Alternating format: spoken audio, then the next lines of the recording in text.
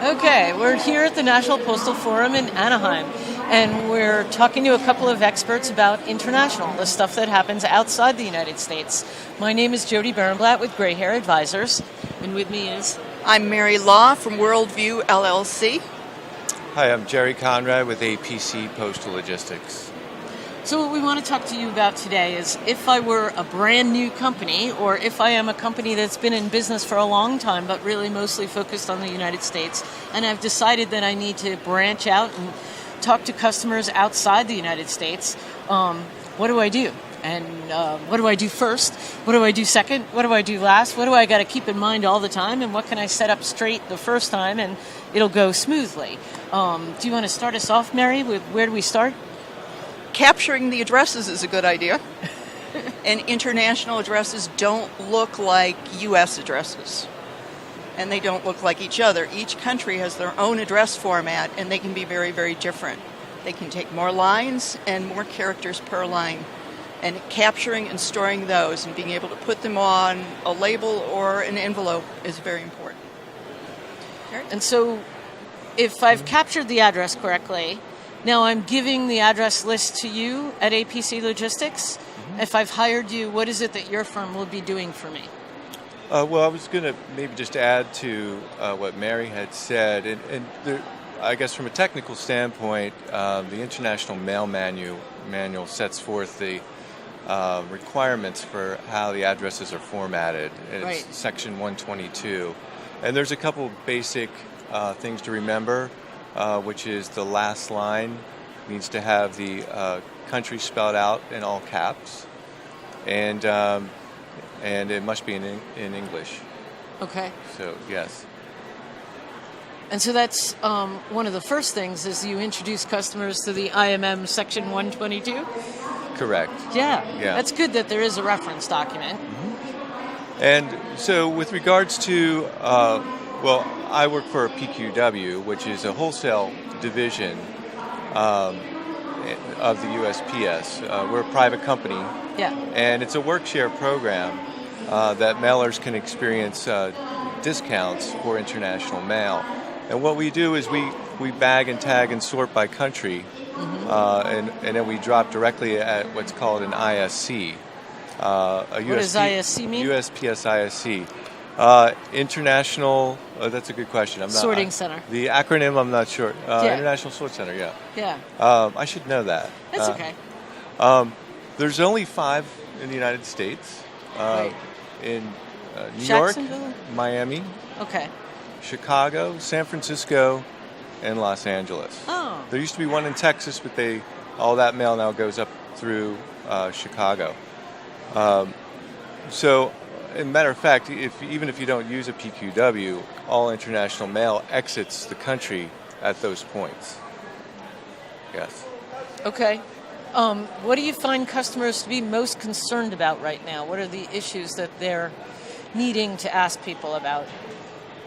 Well, I think it depends on whether you're talking about mail or parcels. It seems like a lot of the questions, mail seems to be running smooth.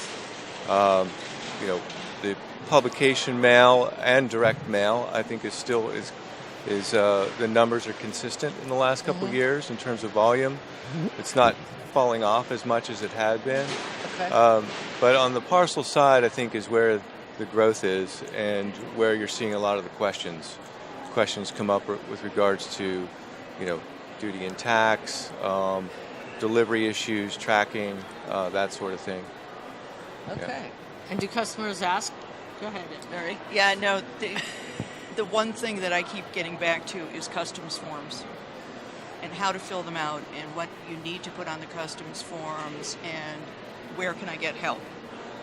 And I can tell you that Jerry's firm can help you with the customs form.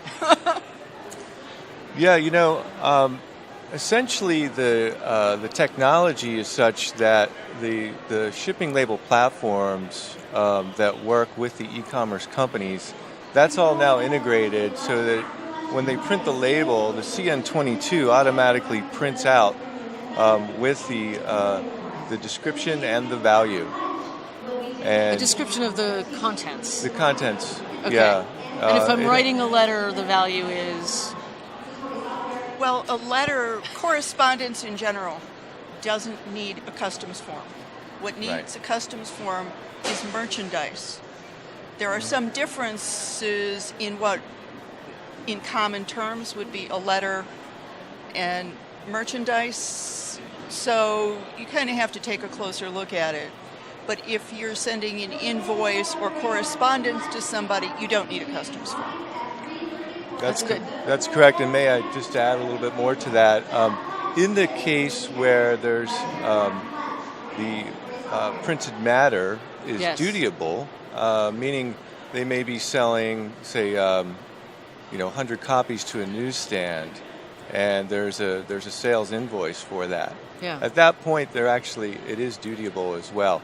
But for the most part, lightweight publication, it's replacement cost value, and there's no duty and tax collected.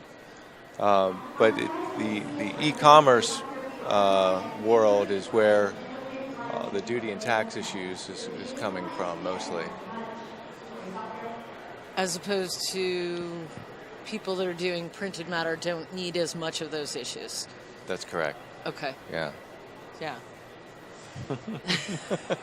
And one of the things that you need to provide on the customs form is the country of origin. USA? So, well, not necessarily. Because if you're doing a piece of clothing, even though it's here, and you've sold it as a U.S. merchandiser, if you source that in Mexico, country of origin is Mexico, not the United States. Doesn't the U.S. part count at all? No. No, when they say country of origin, they mean where was it produced. Okay, so when you say customers need help and APC can help, is that help a combination of a representative talking somebody through it and an automated process to fill out the customs form, or are the forms still entirely hard copy? The customs forms are no longer hard copy. If you take something to the USPS counter in a post office, you've got a custom form on it. The clerk at the USPS counter will type in all the information off the customs form. They all have to be submitted electronically. And there is a process, like Jerry said, with the label and all of that integrated that produces the customs form. It's a matter of putting the information in and then being able to put the labels out and the customs forms.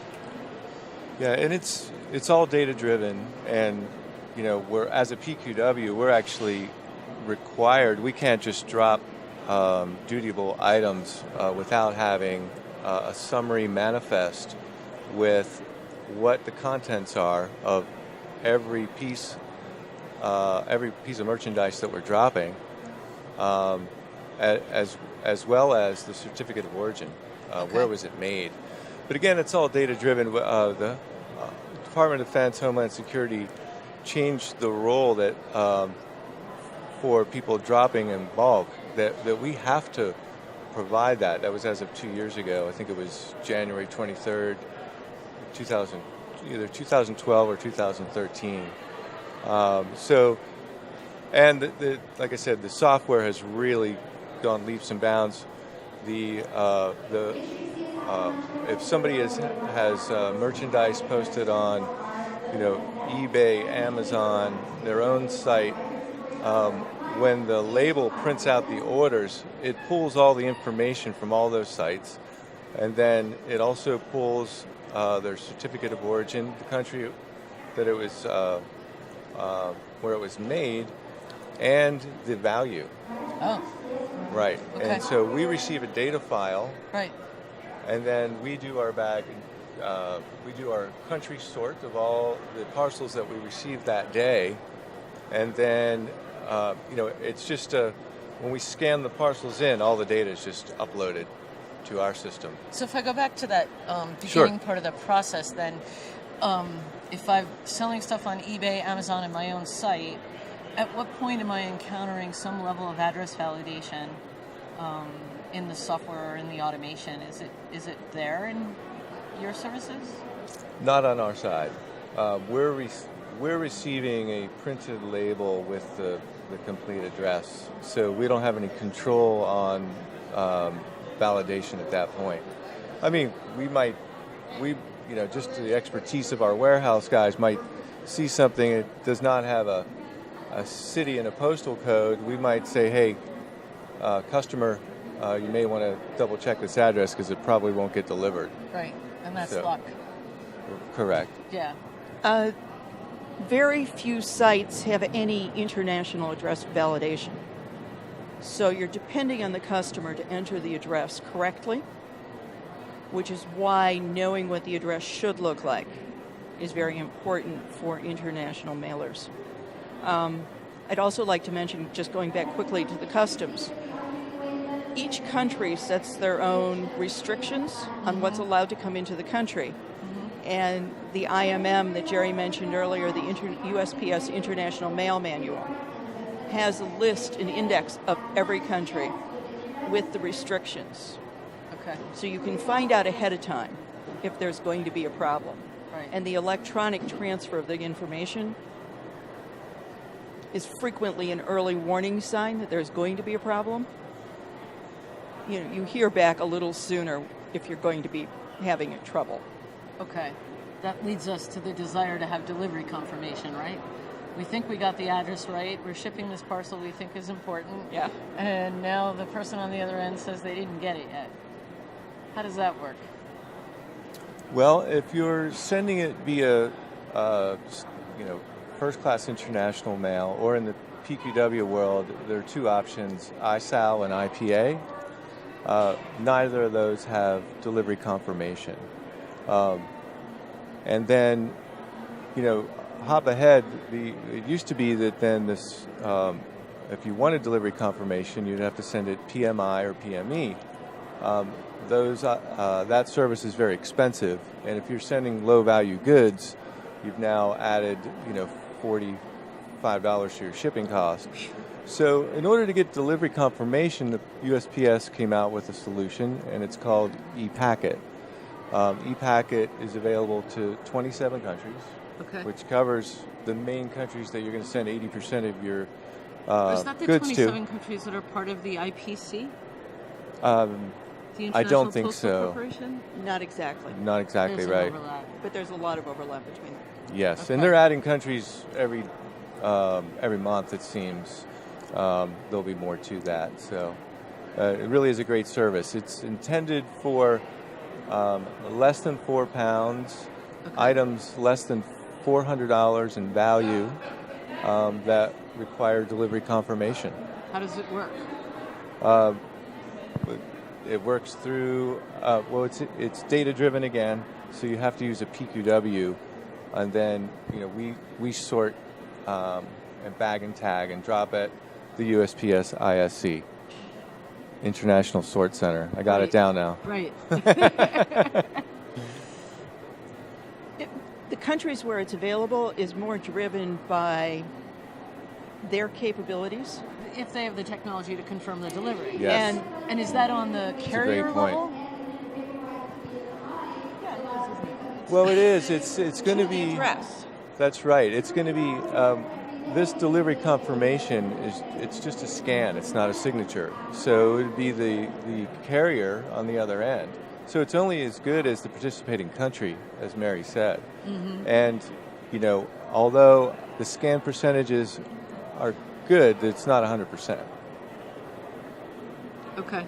So if you're going to somewhere like the UK or France or Germany, where you've got very dependable delivery, you've got Stable countries. great deal of, if people follow the rules, they do what they're supposed to do, Right. You've got great ideas going on. But, look at what would happen if you were doing that here, and you see about the same kinds of problems. Okay. So, I guess, is there any other top, issue that a customer would care about today? Or should we move into the talk about what customers ought to expect in the near future? Well, I think the bottom line is the customers, they want to increase sales. And, I think a lot of them, when they started to sell internationally, would only have say, the courier company, the courier options available.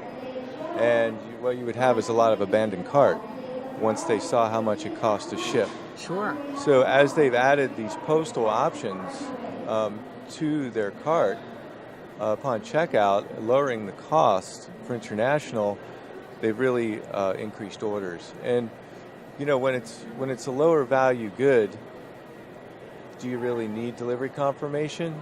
You're not going to get the sale anyway if you don't. Okay. We publish books, reference books for businesses. So it's not a consumer level, but we can't afford the courier rates if we're going to be a reasonable cost of the books. So we use the USPS services and we use the PQWs. Mm-hmm. It lets the delivery costs internationally be affordable for a small to medium business with a lower cost item. Yeah, it's my understanding that the small, medium business is, the growth of America. Right. That may be true outside America as well. So I guess making it easy for the small and medium-sized business is really important for them to be able to grow. I myself only know American. I don't know how many languages you speak. But I imagine if I were starting a new business today, I would need, and I wanted to go global, I would need to be able to accommodate multilingual needs. And do people ask you about that for a recommendation? They don't ask me. I barely know English, but a little bit of French. But I think essentially, though, we're dealing with U.S. companies only selling outbound. Once they open up certain countries to have access to their cart, English being the universal language, I don't think that necessarily it would be an advantage in certain countries, perhaps, especially in Japan. But I think overall, I know plenty that are selling a lot of international and only know English. So I would agree with that. English has become the common language. A lot more people can read it. They can speak it well. What we do get from international customers are emails in other languages. Oh, okay. yes, that's a great point. That happens a lot. I don't get phone calls. I get emails in French or German or Italian or Portuguese, and no, I don't speak or read all those languages. But there are some great online translation tools that you can at least get a good sense of what they're asking. And if you need something finer than that, there are a number of services that will provide translation and mediation of answers to emails, answering phones within the appropriate business hours for the various countries. And in the right language for that. Yeah, and I think that as e-commerce companies have expanded their customer service, I think that I'm not as familiar with this side of the business, but I can imagine that it's only going to help them if they have, say, one of the bigger countries is France, and somebody from their customer service can speak French. It's only going to be an advantage. Sure, I would expect that to be true. Yeah. So I wondered about Cuba. Looks like the USPS is negotiating with Cuba for the possibility of being able to deliver mail directly. My understanding is that the citizens of Cuba are sort of anxious to enjoy the pleasures of the first world buying options. What are you forecasting for the possibility here? I forecast that I look forward to maybe taking a vacation in Cuba. I'm not necessarily, I'm not sure about the whole mail side yet. I haven't heard anything from the USPS yet about gaining access to that. There are some goods that can now be shipped to Cuba as of right now today. Oh. But there are limits on what they are. And I presume that, again, going back to the USPS International Mail Manual, the IMM, that if you went to Cuba, they would give you the possibilities and restrictions. For the future, I'm sure that and they're so close that Yeah. there's going to be a lot, and there are so many Cuban Americans and others that speak Spanish that there's going to be a lot of trade back and forth between Cuba I know and the I've heard United a lot of States. folks asking for Cuban cigars. They want to get them directly. What's another big country that's growing in the global commerce space? Where are you seeing the growth and the demand? Well, that's a good question. I know Brazil has been growing a lot, and India. Brazil, of course, it seems that there's usually a lot of snags when it comes to duty and tax. The duty and tax is very high into Brazil. As far as other countries, the top 5, of course, are Canada, Australia, UK, France, and Germany, and then Japan, and a couple others come right after that. So, but yeah, India and Brazil, I think, are probably the two growing at the highest percentage rate. Okay. What would you give us as tips for folks looking into the near future? What are the issues that we need to think about? Near future, the things we need to think about. Things are not going to get simpler quickly. They're going to stay about the same as they are now for, I'd say, at least the next 5 or 7 years. It's not going to get more simplified. Why? People are very tied to their own laws, Yeah. their own way of doing things, and each country has to agree to change how international commerce works. I don't think that you're going to get enough agreement to actually make it change quickly. I think also that if you're going to see simplification, it's going to be in the customs and customs brokerage areas, because that's the area that's restricting a lot of trade, and trade is to everybody's advantage. So I think that if you're going to see simplification, you may see some simplification in that particular space, which would be very good.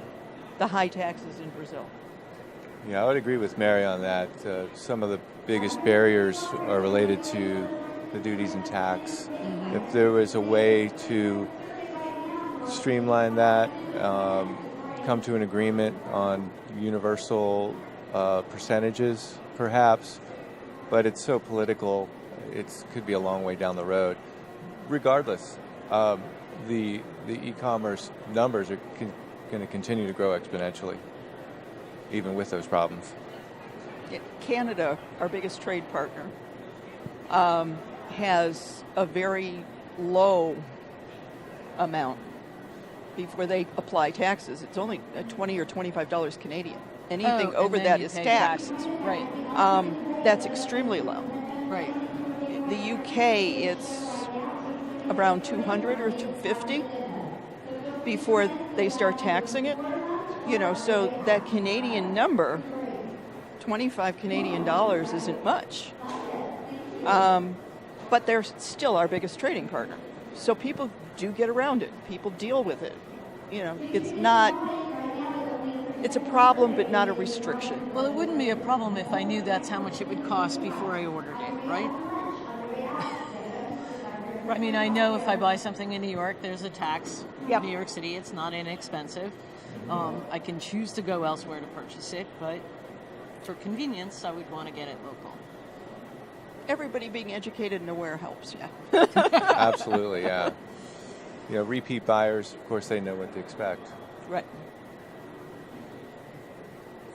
Are you seeing a lot of growth in the repeat or a lot of growth in the new folks coming in? Because I think we're hearing about both from the Postal Service, right? There's folks that are growing their businesses, and then there's new people coming into the space. Yeah, I would say both. When you say, you mean new e-commerce companies or new customers New buying customers from... for you. New customers for us.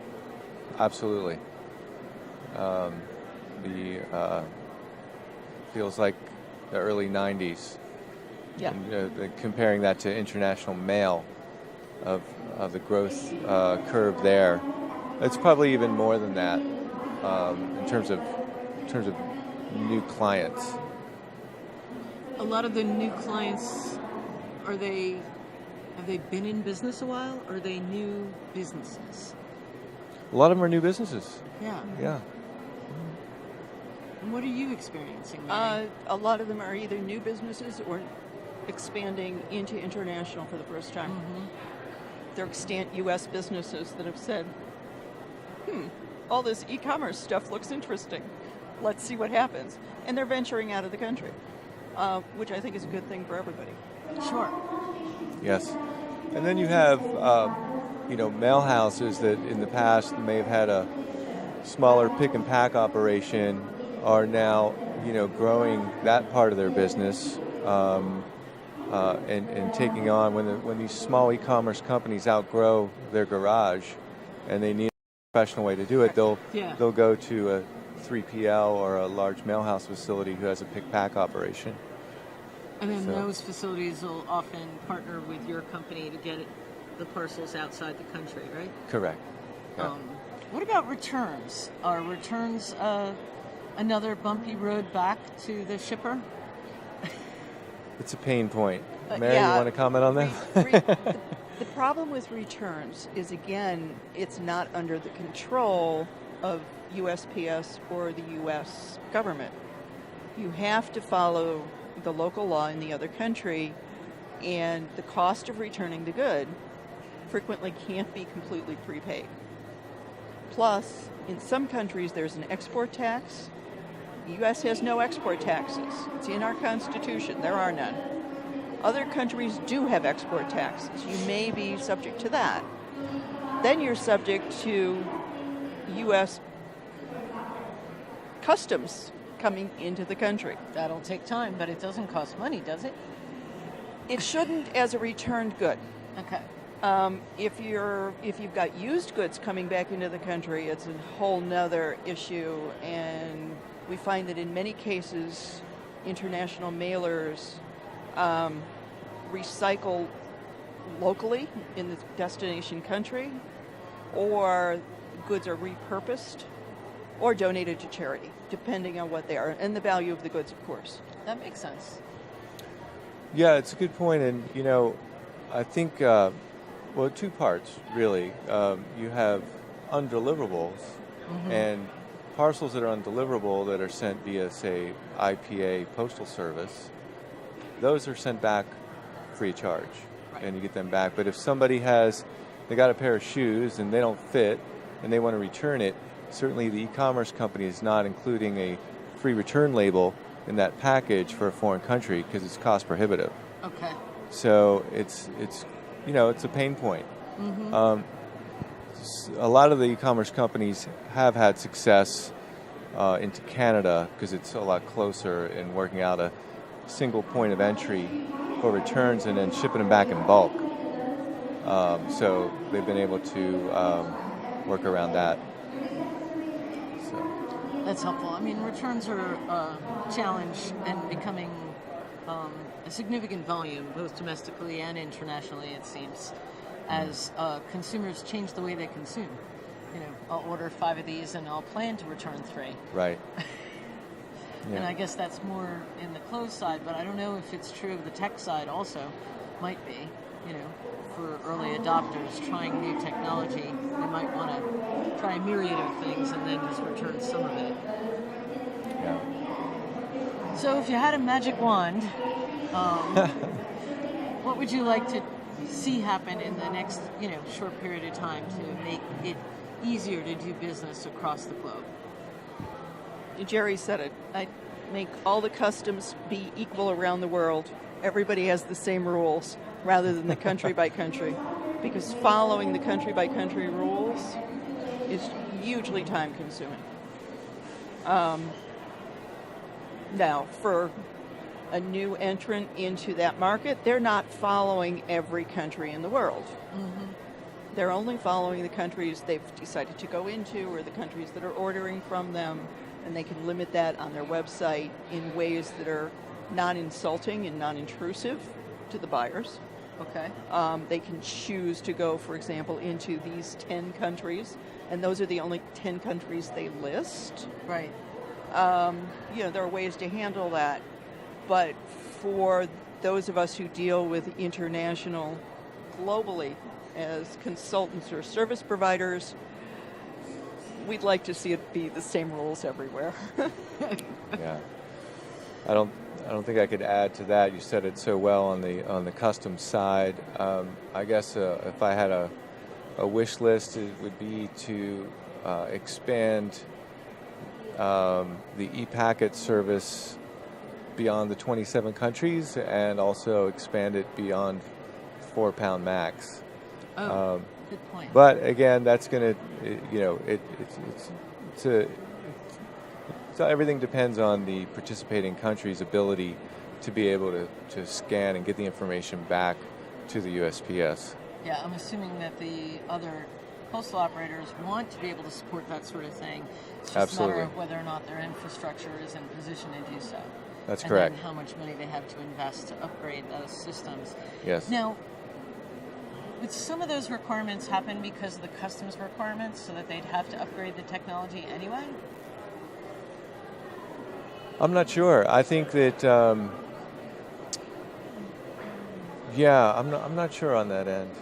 Actually. Yeah, it might be two separate modules. Yeah. Customs tends to be an entirely separate government department from the post, and the World Customs Organization has agreed to requirements for electronic transfer of information. The posts have not done so. And it takes a majority vote of all the member countries. And for the UPU, which does postal, that's 192 countries. I think WCO is 188, 189 countries. Yes, it's not the same number. I don't do international organizations incredibly well. But it's different groups are setting the rules. Okay. As closing remarks go, is there anything you'd like to share with folks that might be watching this video before you go off and enjoy the rest of the National Postal Forum? Wow. If you're looking to expand your business, I'm sure that you've considered opening up the international market, and be sure to, find a good resource to answer your questions. And certainly, a lot of those people are here, and so be sure to attend the NPF next year. I'm not sure where the next one is. I'd have to look it up. Yeah, but this is it's in Nashville. Nashville. So come to Nashville. You're going to find great resources for answering those questions. It'll make your life a lot easier. Okay. You, Mary? Yes, I agree with that. I'd also say that for all the problems, doing international is fun. Yeah. You meet a lot of great people. You do a lot of things that you never thought you would be able to do, and you find out how expansive you can be. So it's actually an enjoyable thing to do. Wouldn't you agree? I've been involved for 26 years now, so I guess I'm enjoying it. Yeah. I always thought it was fun to recognize the world and the way the different interactions happen. So I want to thank you for spending time with us today and sharing your insight and your experience with our viewers, and we hope to do this again sometime. Well, thank you for having me. Thank you. Okay. All right.